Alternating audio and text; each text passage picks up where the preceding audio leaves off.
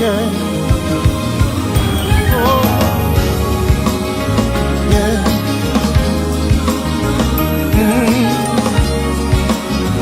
Yeah. Born and dead, saved by love, count my blessings from above. Though in darkness, have no fear. Light will shine on those who hold them near. They know that sorrow they will pass. For I know in this life there will be something. But remember that love, yes it will. Love will reign. Yeah. Love will reign. Yeah. In my heart, I believe it. Love will reign. Love will reign. Oh, yeah. Love will reign. Yeah. Have a vision. It's clear and plain. People living life, smiling again. Oh, see the children, they know no pain. Far from pressure, stress and strain. Oh, sorrow, they will pass. For I know in this life there's gonna be some pain. But remember that love, yes it will. I know. Yeah. Love will reign. Try to believe it. In my heart, I truly believe sun will shine again. And love, I can hardly wait. We'll all be together. There'll be peace, peace, sweet peace, happiness and joy.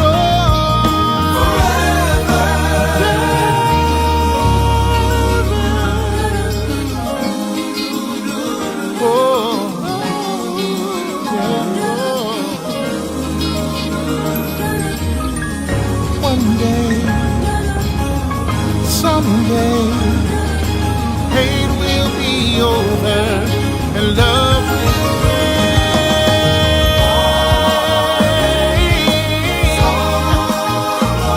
They won't last, for I know in this life there's gonna be some pain. But in the end, love will reign. Yeah. Love will reign.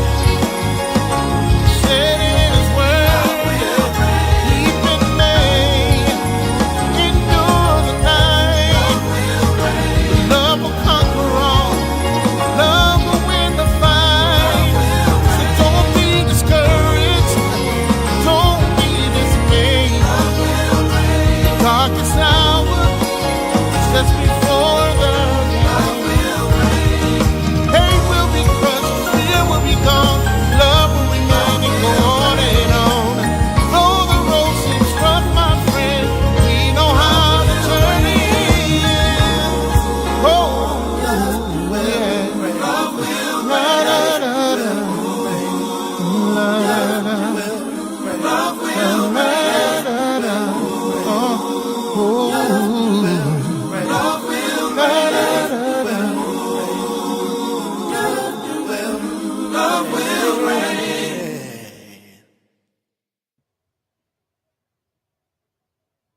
Love will reign. Thank you, Kier Coleman Ward for that wonderful song. That is our theme song, Love Will Reign. I'm Marcus Holmes, the love activist, and I am excited to facilitate the Love and Stuff community where our ultimate goal is to increase the amount of love in the world. So whether you're watching us like Marilyn Hamilton Nelson, who's on our Love and Stuff community page. Hello, Marilyn. Hope that all is well with you. Or Tom Adams, who's watching on the Marcus Holmes page, or whether you're watching us on Twitch TV or YouTube events or Twitter, wherever you're watching from, I hope that you will take a moment right now and pause and click share. Tag 5 of your closest friends, subscribers, or connections, 5 of the more popular ones, to join us as we kick off the 10th month of 2022, October, which is all about breast cancer awareness. And so I hope that you will click share right now and tag someone who might need this very valuable information. You know, we've been through quite a season of plague and disease and turmoil coming out of, and some of us aren't so sure yet we're coming out of, right? But coming out of this pandemic of COVID-19. And we have seen, I know if you're like me, you've seen many people who succumbed to this virus. And some of the people who survived it are having survivor's remorse. Can you imagine now then those that have gone through what has been an epidemic in our world, breast cancer, which recently surpassed lung cancer as the most prevalent cancer, particularly among women, where there are women who now have angel wings and are no longer in the earth school. And yet there are women and men who are survivors, and some of which may have survivor's remorse. So tonight we're going to talk a little bit about that, how you might cope with it, as well as I'm hoping that you will call the names of survivors, that all month long we can celebrate them, as well as those who moved to a new plane, who gained angel wings and represent us in the heavenlies, who are in the balconies of heaven, cheering on us here that are left in the earth school to make it a better world. So all month long, we will be heralding the names, and we hope that you will drop those names in the comments. Share your videos of family, friends, and loved ones who have made that transition, and those that are still here in the earth school, that we might call their names and that we might bring light. We might illuminate the causes around breast cancer to eradicate it and to bring healing to our world, that we might, in our own way here in the Love and Stuff community, increase the amount of love in the world. Thank you, Don, Renee, Ori. A long time no see. You're out there smashing the world out west and all around. Congratulations and kudos to you. Thank you so much. I hope you will click share and tag someone to join us as we share some information all month long. During this month, we will have a few of the survivors that are in and around the Love and Stuff community who will share from their very poignant experiences of surviving, some of them having gone through multiple bouts. And we'll have later an opportunity for you to help someone who is going through a second round, a second fight in the ring for her life, who is fighting this battle of cancer. And we want to bring light that will illuminate and eradicate breast cancer and all cancer. So I hope that you will stick around and that you will share that with others. Did you know there are a number of survivors, and some of them celebrity survivors? Did you know that Wanda Sykes is a survivor, breast cancer survivor, who opted to have the double mastectomy as a preventative measure? Did you know Shannon Doherty from the 90210 fame is still fighting and is valiantly fighting in stage 4 and has been in and out of remission? Christina Applegate. So we often think of, because the statistics say that the median age in 2020 was 63 of breast cancer, those that were diagnosed with breast cancer. But Christina Applegate would be a different age, right? Julia Louis Dreyfus, another person who is a survivor who was also diagnosed. Of course, we've heard a lot in the news about Robin Roberts as well. And did you know that the father of Beyonce, that he also was diagnosed with breast cancer. So it impacts men, not at the highest rate as it does women, but many are impacted by breast cancer. I hope you will click share and tag some folks. Thank you, Vanita Smith, for joining us. I hope others will click share and tag some folks as we'll share some information that we believe is very important. Our hope this month is to illuminate, to bring light to breast cancer awareness, that we might heal and that we might eradicate, that we might increase the amount of love in the world and help people know that they are not alone. So even if you're coming out of COVID and you have survivor's remorse, you had a battle with COVID, or if you have survivor remorse relative to any type of illness, I think some of the coping mechanisms that we will share with you will be ones that you can utilize and hopefully pass on to others to bring awareness to breast cancer, particularly in this month, which is Breast Cancer Awareness Month. So important that we bring awareness to it, to bring light, healing, and love to those that are impacted, and hopefully to bring some cures that will happen. Click share right now, tag someone to join us as we get into some of the statistics, and then we'll talk about some of the coping, and then we have some information that we want to share with you from a doctor who talks about some of the things that you can do here on the Love and Stuff Live. Welcome to Powerful Money Tools LLC. At Powerful Money Tools, we are here to prepare for your future. We want to talk about financial freedom. Financial freedom is budgeting, credit building, and also financial education. So, once again, welcome to Powerful Money Tools LLC. We can't wait to help you in your financial future. That's Christina Smith, who is the owner of Powerful Money Tools LLC. She is a member of our Love and Stuff community and one of our partners here. And you will do yourself well if you want to get your financial house in order. A number of people have sought out her sage advice and are winning the game financially. You definitely want to reach out to her, Christina Smith, here on Facebook, or Powerful Money Tools LLC everywhere else. Thank you, Rondell Murray, for joining us. I hope you will click share and tag some folks to join us as we talk a little bit about survivor's remorse. I wanted to talk a little bit about some of the statistics, and some of this you may already know, but breast cancer became the most common cancer globally as of 2021, accounting for 12% of all new annual cancer cases worldwide, according to the World Health Organization. And in women under 45, breast cancer is more common in Black women than white women.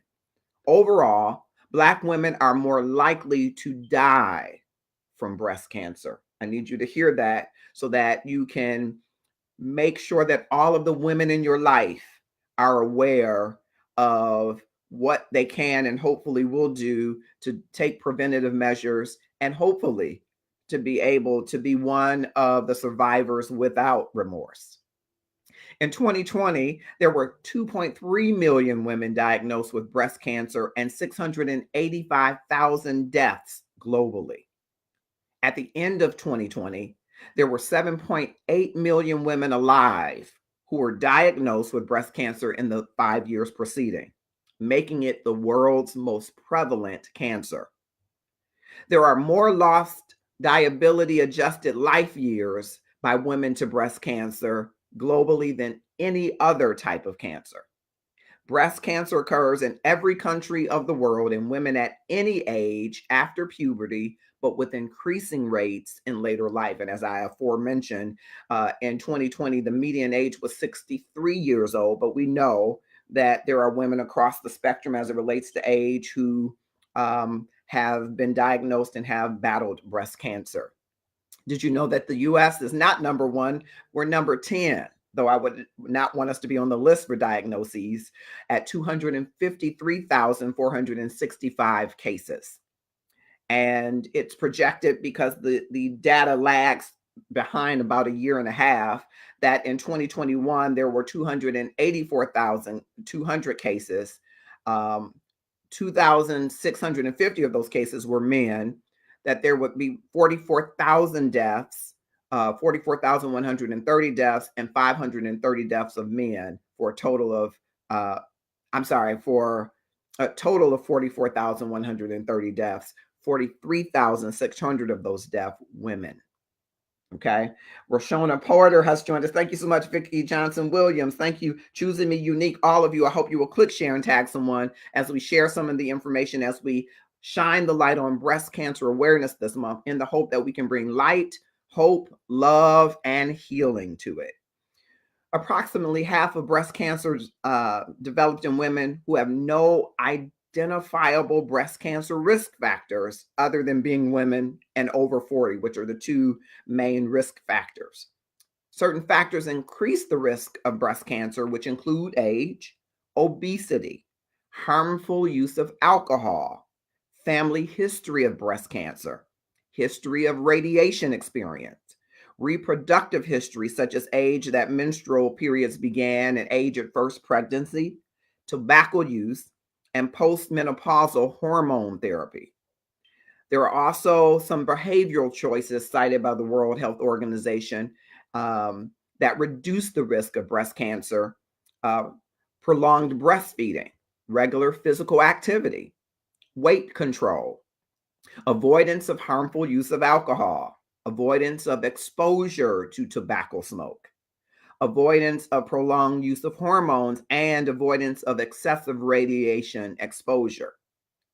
Even if all of the potentially modifiable risk factors could be controlled, it would still only reduce the risk of developing breast cancer by at most 30%, which is why a cure is so important. It is so important that we take preventative measures, but we also need cure.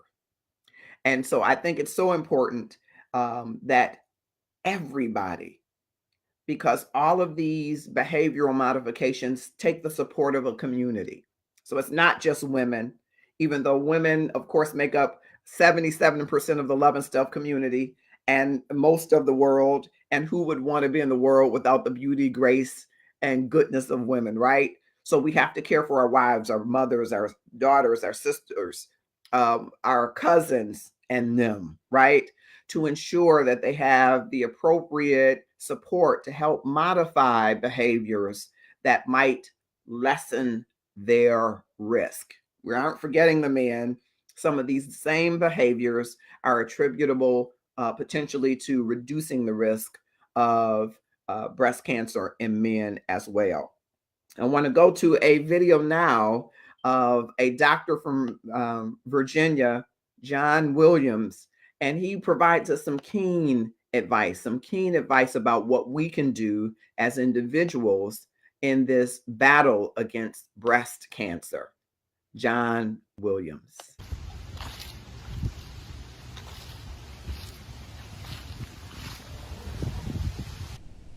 I thought it was time for me as a breast cancer surgeon to give more thought to what Breast Cancer Awareness Month means.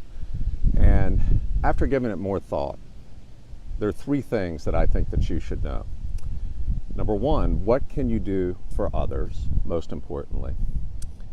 What can you do for yourself to help yourself do better or prevent yourself from getting breast cancer?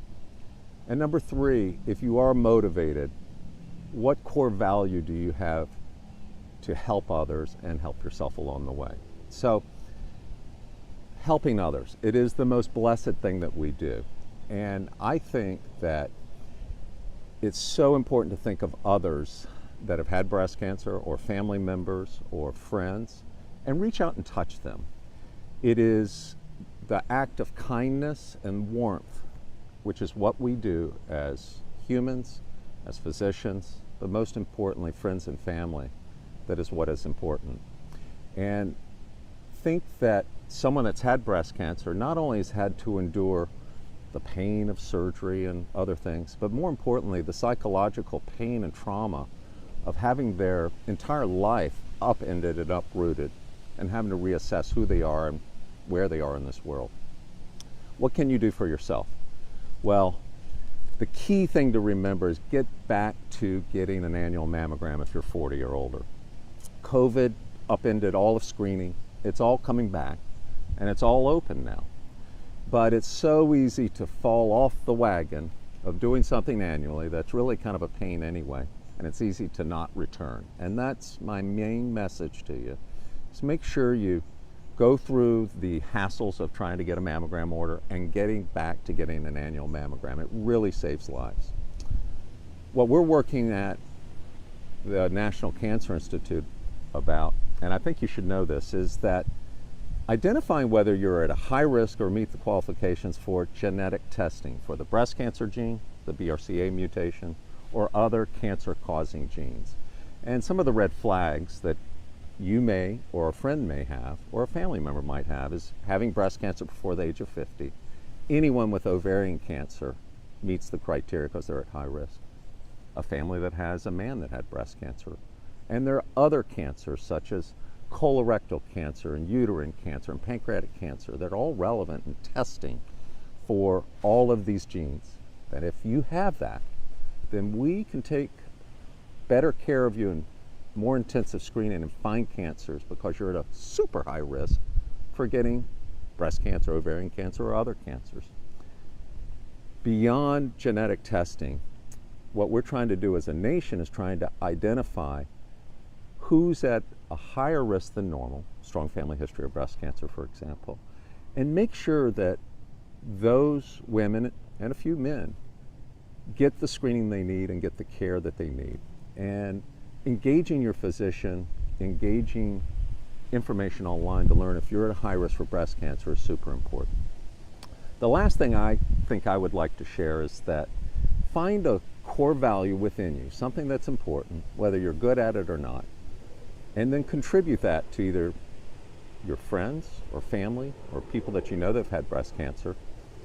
But also if you want to contribute to breast cancer organizations, your time, your energy, your resources, find what you're good at and contribute that. I found that I felt that I was good at educating women about breast cancer in my practice, and because of that, I created the largest online breast cancer school for patients. So find what you enjoy doing and follow through with it. It's hard work, but ultimately doing for others and putting the time in to get it done is worth all of the work and makes life so fulfilling. So from a breast surgeon in Northern Virginia, a breast cancer advocate, that's what I think Breast Cancer Awareness Month means to me.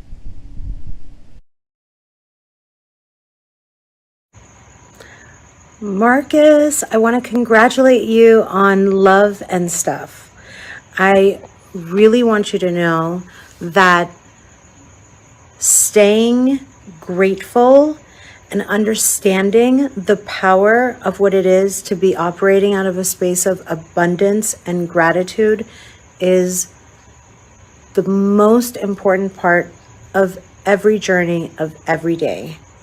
So Marcus June, congratulations on this book. It's on Amazon now. That makes me so proud of you and your family and me and my family, and every single person around us gets it. So good on you for bringing it into the hands and the laps and the Kindles of all the people. Okay, so we're gonna check it out. Can't wait to learn more. I thought it was so important at this point to share, and thank you so much, MJ, of course, from Showers of Sunset. Thank you so much to share about the gratefulness journey. We're talking today about survivor's remorse, and I have not personally experienced breast cancer, even though I know a number of people, some of which have been or are relatively close to me.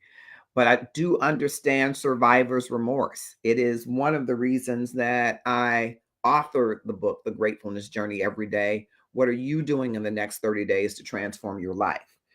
Having experienced the loss of one of my closest friends, three of my four siblings, both of my parents, at sometimes you ask yourself, well, Lord, why did you leave me here? Why did you take all the good people? Because I think that my brother and sisters were some of the most extraordinary people. Of course, I'm biased, they're my siblings.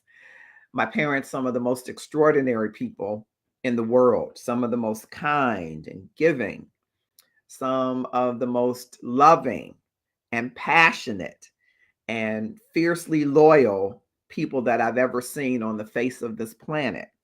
And you may feel the same way about those within your family and community of love. And there were times when I wondered, because heart conditions and heart attacks kind of ran deep on one side of the family. There were times I thought every birthday, though I love to celebrate birthdays, as you may know if you follow me, I love to celebrate life because it's truly a gift. But every birthday, I was almost crossing my fingers, hoping, am I going to make it to 41? Am I going to make it to 42? Am I going to make it to 43, 44, 45?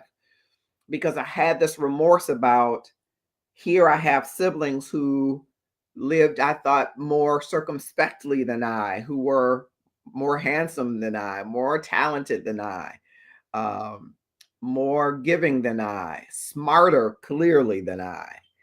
And Lord, why would you leave me here? Why would you allow them, some of them, to die suddenly on the holiday, or get up for work and not go be able to make it to work, or suffer with a debilitating illness? Why would you let them go through all of the things that they experienced and allow me to almost not experience many of those things?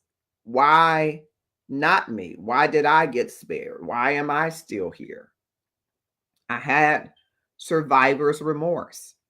And with every year, I would say, well, Lord, thank you so much. And I just don't know if the other shoe will drop. I had this kind of remorse about still being here while they were angels on the balcony of heaven, still being here and enjoying life and being able to fulfill some things while it seemed that their lives were cut short.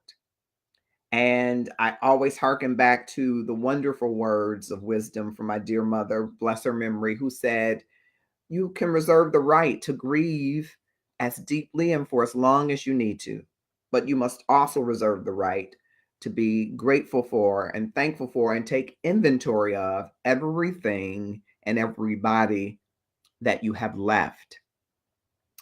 And those words still bring me chills when I think about it. It's the perfect remedy in my thinking of how to address survivor's remorse. Now, again, my survivor's remorse was over about 6 or 7 people over the span of 8 or 9 years, some of them 2 in 1 year. And all of them not expected at the time that those things occurred. And I had a guilt about why God would leave the imperfect one, why God would leave the least of them. And maybe that's you. Maybe you've experienced breast cancer, or you've experienced some debilitating disease. You experienced COVID and you survived and other people did not. And you're asking, why? Why am I still here?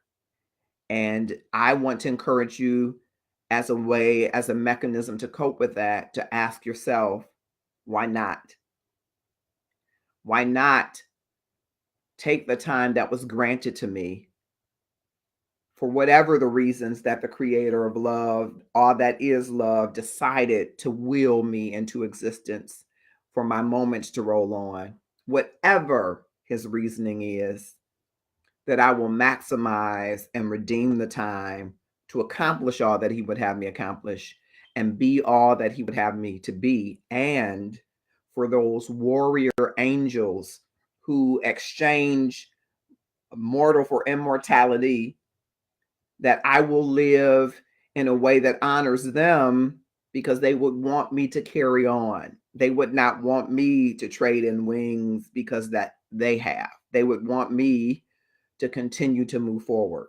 And so I want to share some of those coping mechanisms, coping tips, if you will, that you can employ for your own life, and hopefully that you will pass along to others who might have survivor's remorse who might say, why didn't you take me instead of my wife, or take me instead of my daughter?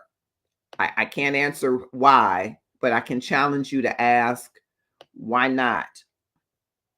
Why not that you would stay? Why not that you would still be here? And so right after this, we're going to go into those coping mechanisms. And I hope that these are ones that will help you and that you will pass them along to others.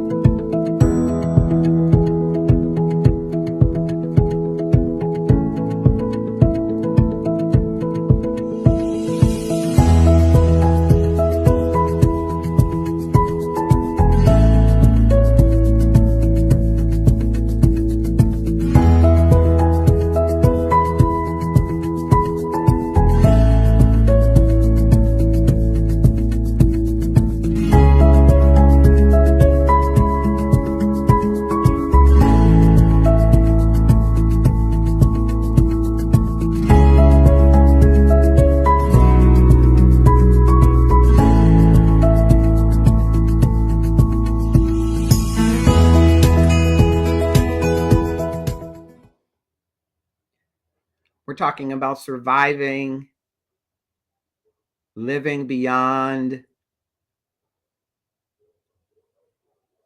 the traumas that your life has brought to you.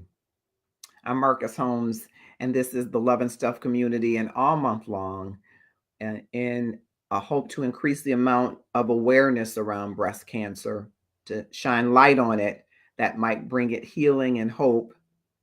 We will be talking about survivors and angels in the hopes that we can get more people to be serious about their health, be serious about preventative measures to live their very best life, and to hopefully eradicate this dreadful disease that has become more prevalent than lung cancer. Yes, we're talking about breast cancer has become, according to the World Health Organization, more prevalent a cancer than lung cancer. As an excerpt from my book, I wanted to share this with you because, again, my survivor's remorse was around losing 3 siblings, 3 of my 4 siblings. It was around losing both parents, around losing, shortly after one of my siblings, my father's goddaughter, my cousin, within 3 months of that. Losing my best friend, one of my dearest friends from high school, and watching other family members, uncles and aunts and cousins, just in almost succession, almost as if there was a procession to heaven happening over a 9-year span. I began to say, why leave the imperfect one? Why? There are so many great reasons to have kept my siblings, to have kept my parents. I don't know if you think like that or thought like that, but I certainly have, and thought very guilty about being still here and being in good health.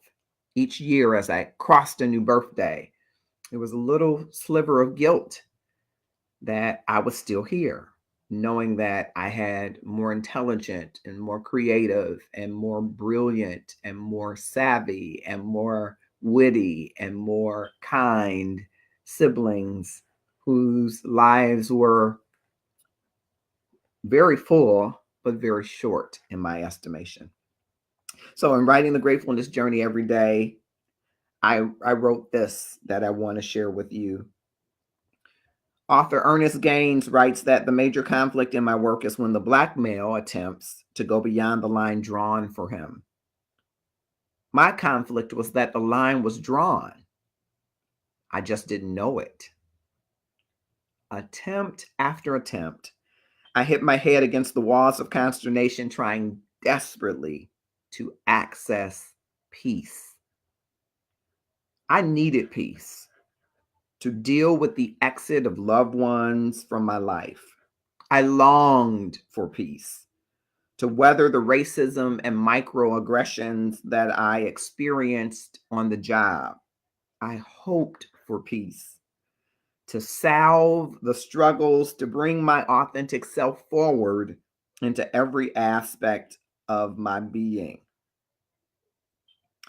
I wanted to share that because that was a true place that I was in at that time after experiencing the loss of my mom, which she was the last in that procession, if you will, to heaven of those segment of folks. First, my sister, my eldest sister, the sweetest person I think I've ever met.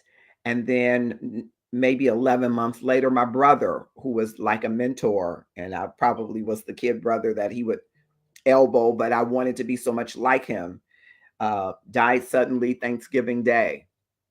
To my one of my closest friends from high school being found um, deceased in his home. To my sister, whose health went down in the matter, seemingly in the matter of a few months, and leaving my beautiful, sweetest, sweetie girl in the whole wide world without a mother. To watching the light go out of my dad's eyes when my sister died on Father's Day of 2008. And my father didn't live to see another Father's Day. He died May of 2009. To watch my mother's health decline and my mother's siblings' health decline, and to watch her siblings in succession pass, and then to watch her pass, I was at a place of survivor's remorse. Here is a woman who lived her life for God and ensured that her family did. Here was a man that cared for his family, his property, his children, paid his taxes, and served his God to the best of his ability.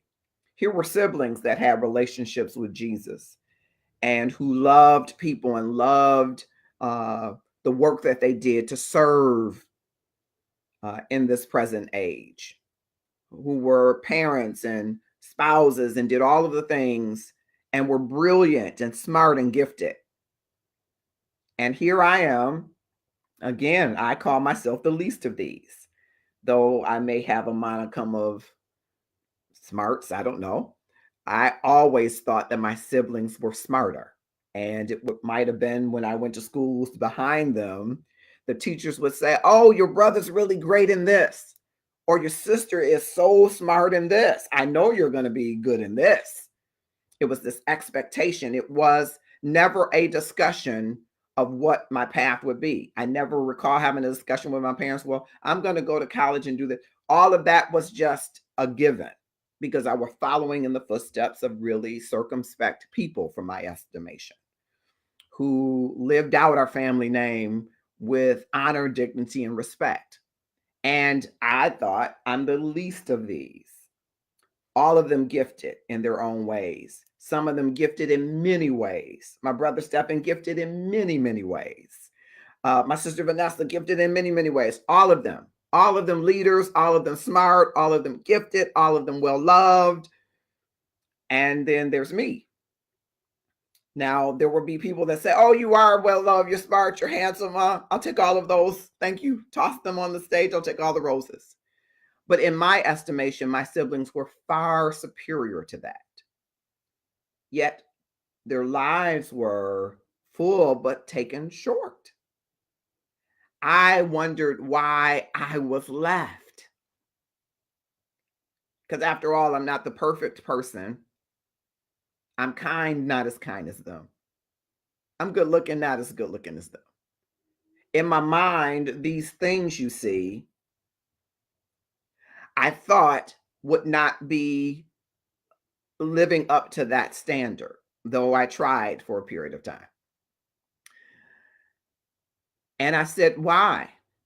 And I remember as I began to get to 40, I began to get nervous because I had siblings die at 41, 42, 49. And each passing year, while I celebrate birthdays, one of the reasons why I do, because I believe life is a gift. a gift we should relish, cherish, and celebrate. So that's why you see all of the birthday posts are just madly in love with celebrating birthdays. I think if you don't celebrate life, you're not really living. But each year, I had a little bit of trepidation, I must admit, thinking, will this be the year? After all, I'm the least of these. And it must be something that God wants me to get right, because He took these well thought, well lived individuals early, in my estimation. I had survivor's remorse. I had guilt that I'm cut from the same stock, but I didn't endure all of the same challenges, health challenges, issues. I had survivor's remorse.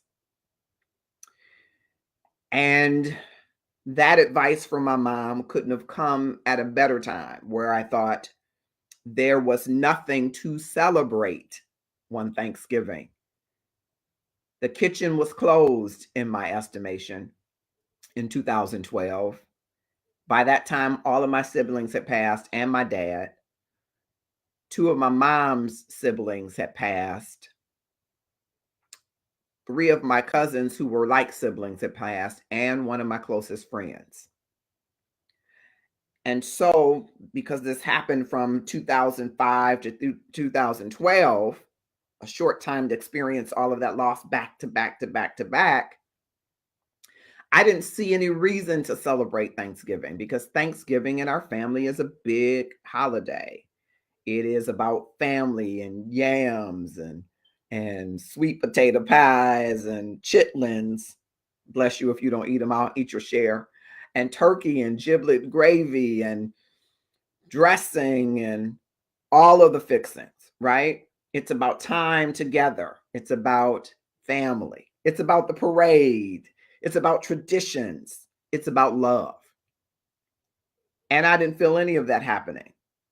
And my mother said, at that time I was a caregiving for her, and I heard her voice calling from upstairs for me to come upstairs, Marcus. And I went running upstairs thinking, what's going on? And she said, I don't smell anything. I said, well, no, ma'am, you don't, because I'm going to go to Uptown Barbecue and get us a plate, me, you, and Autumn, and that's going to be Thanksgiving. And she pats my hand and says, oh, no, baby, come here. And I draw in close to her, and she says, you have the right to grieve for as long as you want and as deeply as you want. But you must also reserve the right to be thankful for and grateful for and take inventory of everything and everybody you have left. Of course, I have to go on voice when I'm doing my mom. And to this day, I still get the same chills. That started the gratefulness journey every day. Because I was having survivor's remorse, I was lamenting over all that was lost. I don't mean that I couldn't find it. All that was a deficit, all that was gone, all that had ended, all that was no more. And why I would be remaining. Instead of saying, I am remaining, and here is everything, including the museum of memories that I have left. That started the gratefulness journey every day. And I believe among the items that I'm going to share with you right now about coping with survivor's remorse are applicable in this month to survivors of breast cancer and to the family members who are like me saying, well, Lord, you took the best of my family. Why didn't you give me breast cancer? Why was it not me? I cannot answer why it wasn't you or I. I can only challenge you as I have challenged myself to say, why not? Why not have you survive? Now, that might for some seem a little callous. I'm not saying it is okay, and I don't have questions for Jesus about why I got why questions. But I am coming to a peace with the why not question. Why not have you as a survivor? Why not still have you maximize and redeem the time that you have? Why not?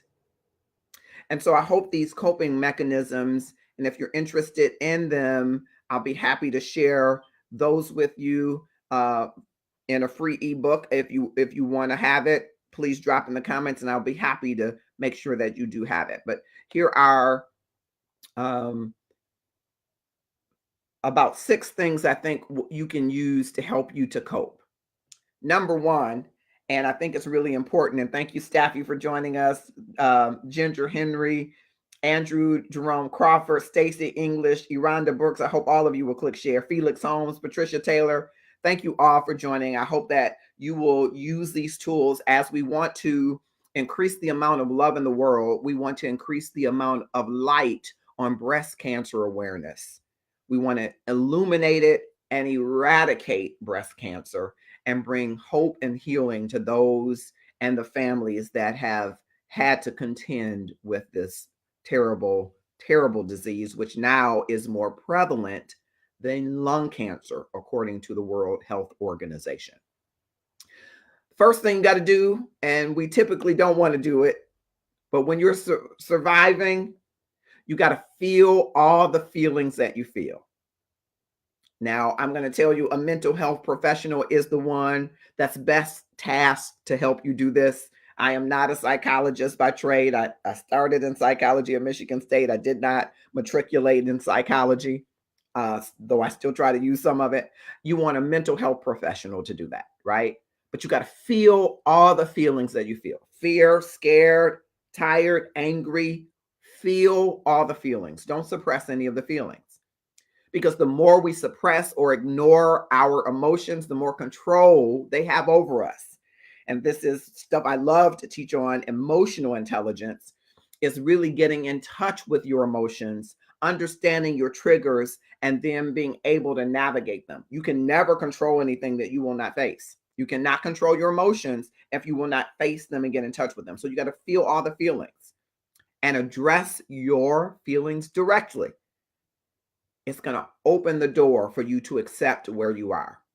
It could be, Lord, help my unbelief, because I don't believe that I should still be here. And that's okay to be there.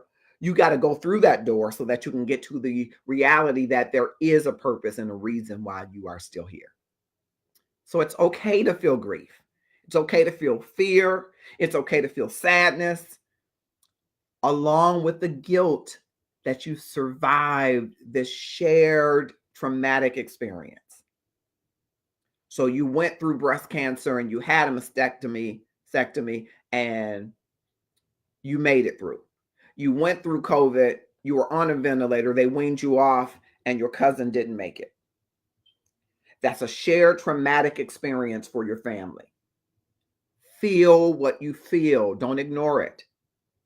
It can sometimes feel overwhelming. And whenever you feel yourself flooded with overwhelming emotions, the go-to for you should be to pause what you're doing and breathe. Breathing, I think, is one of the most important ways to center yourself while you are feeling what you're feeling. It does not dispel your feelings. It gives you the power. You put you back in control while you're feeling it. I say 3 clarifying breaths to begin. Breathing in through your nose to the count of 4, holding it to the count of 7, releasing it to the count of 4. Do that 3 times. And as you're getting calmer, you can increase the number of seconds that you're breathing in, holding, and exhaling until you flood your brain and say, I'm not in fight or flight. I'm feeling angry, but I'm not in fight or flight. I'm feeling sad. I'm not in fight or flight. I'm still able to control my emotions and feel them. I can be present in the emotions. I can feel what it feels to sit on this chair and sit in my pain. Especially often when you're processing traumas, you might need to have this done with a professional. And I know sometimes people think that's taboo in the African American community and in other communities. It can be a safe space emotionally and psychologically. So don't discount it. Feel all of your feelings. That's number one. Number two, seek help. You don't have to do it by yourself. It could be your pastor, or maybe it's not your pastor. It could be a counselor. It could be that mental health professional. It could be a coworker. It could be someone who's gone through a similar journey, because grief and guilt can often feel overwhelming. So you got to recognize when you're struggling to say, I need some help. And it takes courage to do that, I must admit. Sometimes we want to just deal with what we're dealing with, but you got to have some help. You got to have some help to navigate this new reality, which is called survivorship. You got to lean on somebody. It could be your family, it could be that therapist, but you got to build you a support network. Most times we already have it in place. We just don't tap into it. We don't plug into the people that are already there. Sometimes we're like, I don't have a support system. Everybody does. Now, sometimes the support system is dysfunctional, but you got to find the function in what is dysfunctional and pull out on that, right? And then reach outside of that circle, outside of what the Okinawans call your Moaz, outside of your 5 people, and reach to people who can help you walk through that journey. If you can, find a specialist who specializes, therapist rather, who specializes in working with people living with cancer or living with whatever the situation is that you're recovering from. Very, very helpful. And especially getting with a local breast cancer support advocacy group or organization, if it's cancer, COVID, if it's COVID, so that they understand the intricacies of what you're dealing with. And find you another survivor, because it's good to find someone who's walking a similar journey with you. And you'll be surprised at the difference in your perspectives, even though you're going through something very similar. So the second thing is seek that help, right? Put yourself in the shoes of the person that you lost. This is a tough one, because the person is gone and all you have are the museum of memories. And I used to say that all I have is, but you have more than just what you have. It's not just. You have a wealth, a treasure trove of memories, of sayings, of memorabilia, of different things of that person or persons, right? Because listen, it's easy to tell yourself a false narrative. And some people tell themselves, I just can't go on without you. Now think about the relationship of the person that you lost. And when I use that word, I don't mean you can't find them. I mean that is gone, ended, deficit, right?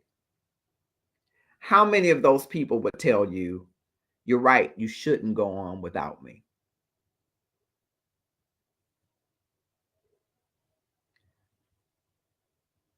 Now, if you were the person, God forbid, that was taken, would you want people to stop living? Would you really? I wouldn't. I don't want to go before I'm 94. But if I go before 94 and Jesus sends a chariot for me to just take me on up into heaven, Lord, please take me on up. I don't want the people that remain to say, well, Marcus is gone. I'm gone too. There's no reason for me to live. No. I want the people who I love to live the best. I want them to live out and maximize the remaining time they have. Don't you think that your loved ones want the same for you? They don't want you to live in misery and grief forever. They want you to pick up your bed of grief and walk and live. Put yourself in their shoes. What would they say to you if they could tell you about moving forward? If the roles were reversed, would you want them to find joy? Would you want them to fulfill their dreams? Would you want them to remember you? And would you want them to remember you in the happy times? You can work on reframing your thoughts by imagining what you would want for them and then getting it for yourself. You got to put yourself in their shoes. Then you have to practice mindfulness. And oftentimes people think of mindfulness as mindlessness, just having your mind wanderously aim. But mindfulness, a form of it like meditation, is for you to be full of mind, full of thought, full of reflection, so that you ground your thinking in what is present. So when you're noticing those feelings of guilt and grief, you might write in a journal. You might practice gratefulness. You might try a guided meditation or prayer. You might try yoga. Anything that will center yourself in the present moment and you become aware of everything that's present, including the ancestor angels, including those that are on the balcony of heaven, whose presence you might feel, whose voices you might still hear. Be mindful, be full of mind, not less of mind, full of mind that there is a present moment that you are called to be in. And be fully present in the moment and feel what is happening in the moment. Now, if in that moment you are having ideations or thoughts of hurting yourself, you still need to seek mental health professional assistance. That can happen even in your quiet times. If you're in a quiet space and you aren't able to center yourself in that space and all you can think are emotions and ideas of hurting yourself, you still need to come out of that mindfulness moment and seek help. You are deep in depression. If you need the assistance of a professional. Don't leave it to yourself, but practice mindfulness. So long as you're in a mindset where you can be present in the moment. Being present in the moment also means that there are some people absent in the moment. And you come present to that. And you sit and meditate over this new reality that you're walking through. Practice mindfulness. Another thing to cope, I think you have to reframe the if only. You know how sometimes we lose people and we say, if only I had spent more time, if only I had called more, if only I had gone by there, if only I had made the trip down there, like followed my first mind. In the reality, we do not have control. And it's hard to come to terms with because we spend so much of our lives trying to be in control. But when you do your best, that's enough. And when you haven't, you do not get the second chance. You have to come to a reconciliation of what you have and have not been able or made time to do. So you can make a list of your if onlys. And then you work to reframe them, rewrite them as statements of what you did do. So if you say, oh, if I only had more time to check into that assisted living facility, maybe she would have known and she would have had the support and I would have got her strength. Maybe you reframe it saying, I'm so glad that I was present during the days that I was being able to show her or him love. I'm so glad I was able to say hello that last time and we had a good visit. I'm glad that even though our visit didn't turn out the way that I wanted it to, I know that she knew I loved her in spite of my imperfections. Not if only my last word wasn't a raised voice. I know I raised my voice, but I know that I loved her and I demonstrated that love to her. You got to reframe the if only to ensure that you're not putting a claim of guilt on you that you cannot reconcile because someone else is no longer present to hear the story. Do something kind for someone else. If you're struggling with survivor's guilt or remorse, then you do have empathy and you are kind. You can't change the past, but you can repurpose that energy around guilt into acts of kindness. So if you are having remorse about being a breast cancer survivor, or you're still hearing your spouse succumb to breast cancer, or your daughter or child, why not give to the breast cancer community? Why not volunteer, walk in a race? And in a moment, I'll give you an opportunity to touch the life of someone in and around the Love and Stuff community who could use your help. You see, giving your time and your expertise and your talent to a relevant organization can help you honor those that have gone on and give you a sense of direction for your life. Do something kind for someone else. And lastly, among the things you can use to cope, and again, if you're interested, I'd be happy to share this with you in an ebook for free for you to use all month long and for you to pass along to others so that we can illuminate light on breast cancer awareness, support, healing, and eradication of this prevalent disease that has now become more prevalent than lung cancer. Lastly, you're not alone. No matter how deeply you are experiencing survivor's remorse or guilt, you're not the only one.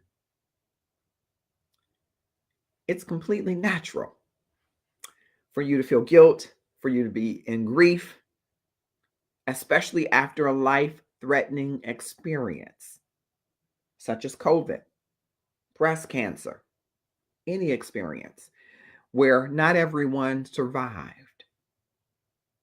I mean, you're not supposed to suddenly wake up and say, I survived it, even though I love Ricky Dillard's song, I survived it. It doesn't mean that you're not aware that others didn't. And so your recovery and survival is complicated and it's volatile. It's something you have to navigate every day. And it can get easier as you go along. You have to give yourself time to process it so that you can heal. And when you're ready, these coping mechanisms will help you navigate that guilt. Because I think you have to come to this real awareness, one that I came to in my survivor's remorse. My siblings, Vanessa, Stephan, and Adrian, my friend Anthony, my aunts Estella and Lizzie, or Elizabeth, we called her Aunt Lizzie, my cousin Davana in Georgia, my cousin Mary Lou, my dad Herbert, my mother Princess.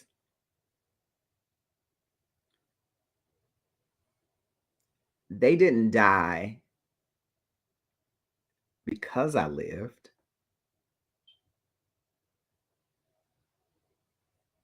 I didn't live because they died.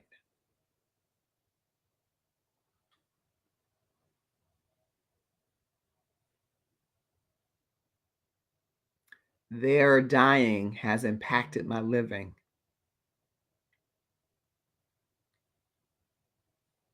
but every one of them would want me to press on to better living.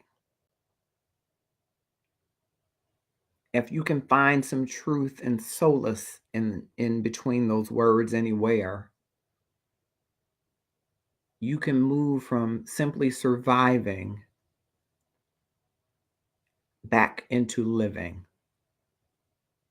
without the guilt that so often is associated with surviving traumatic experiences where not everyone survived.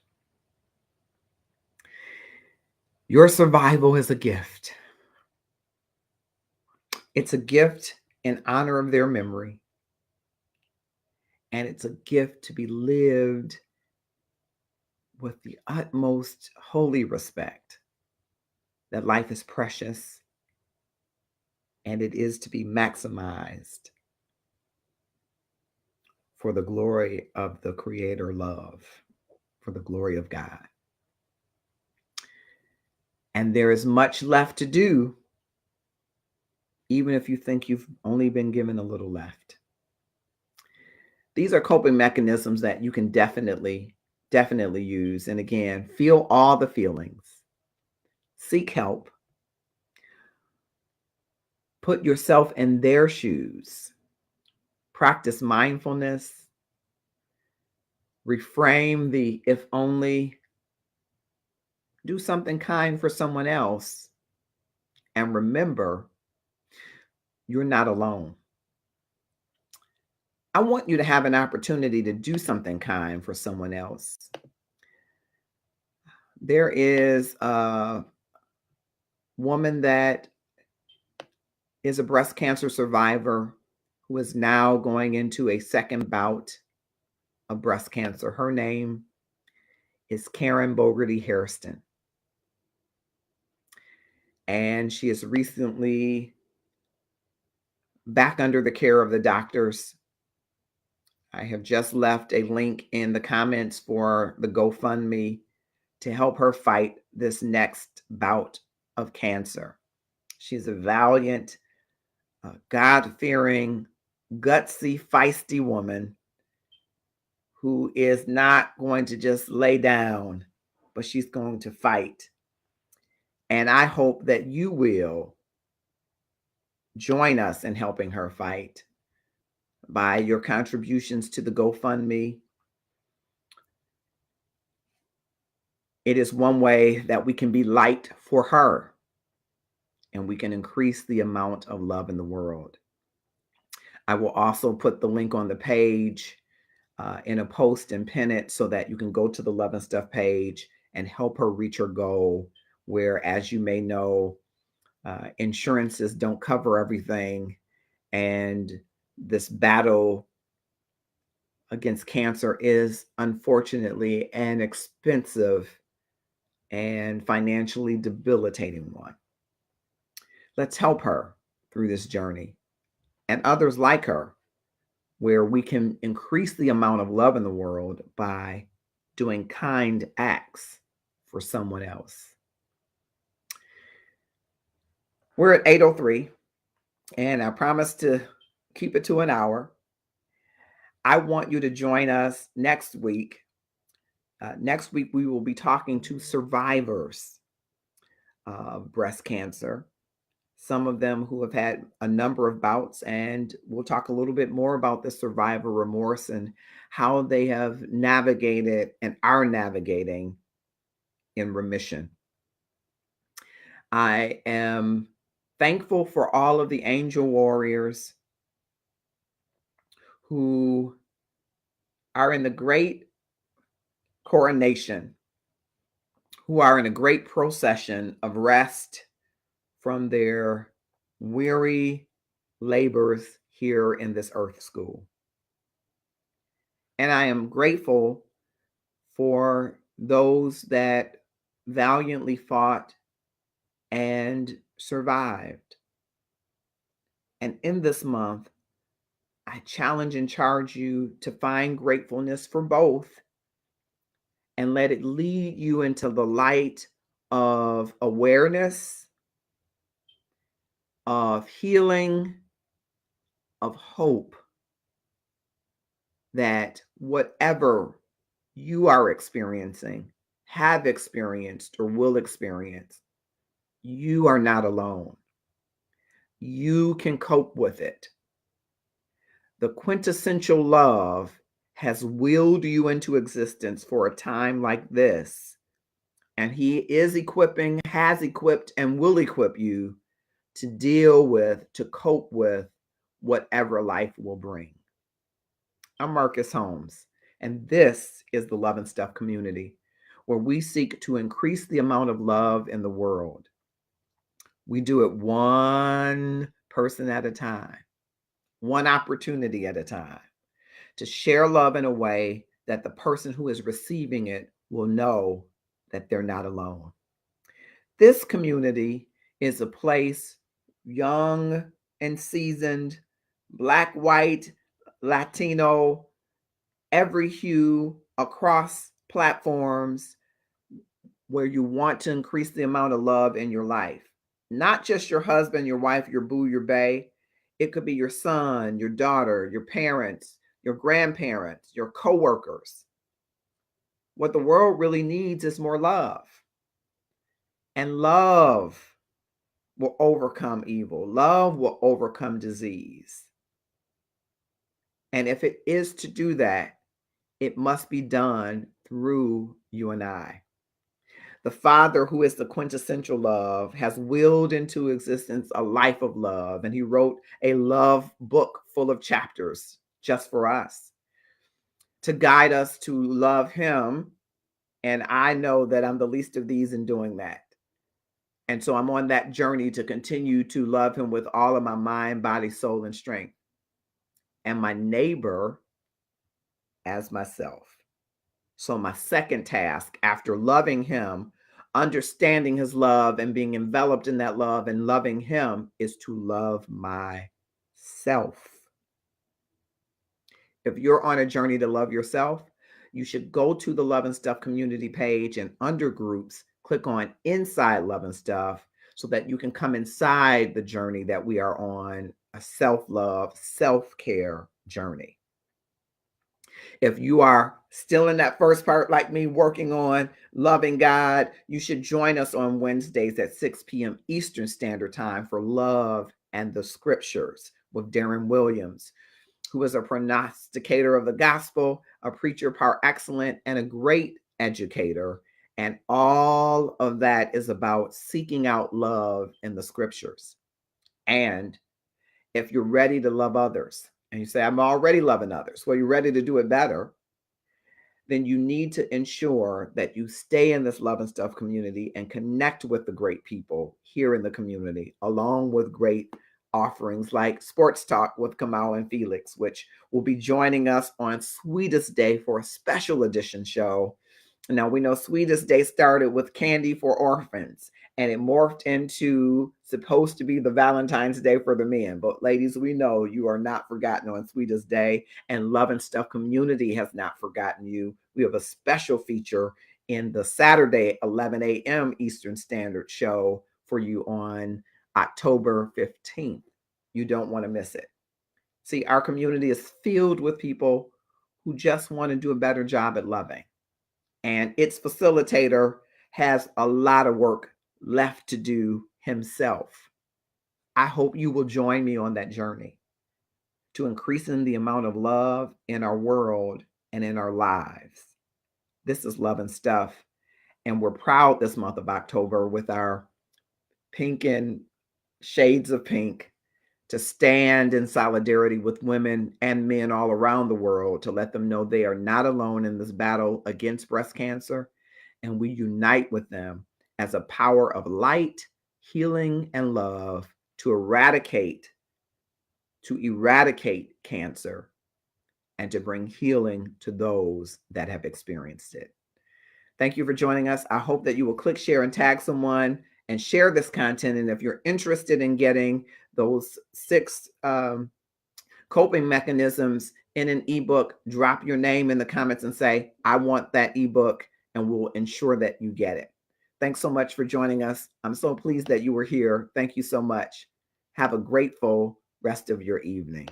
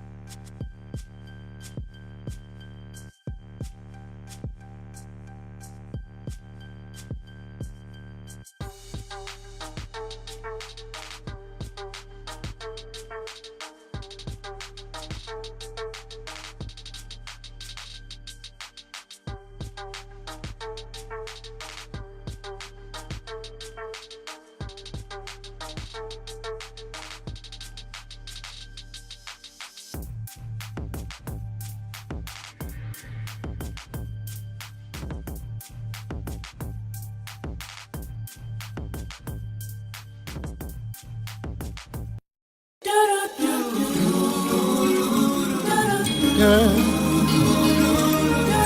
Yeah.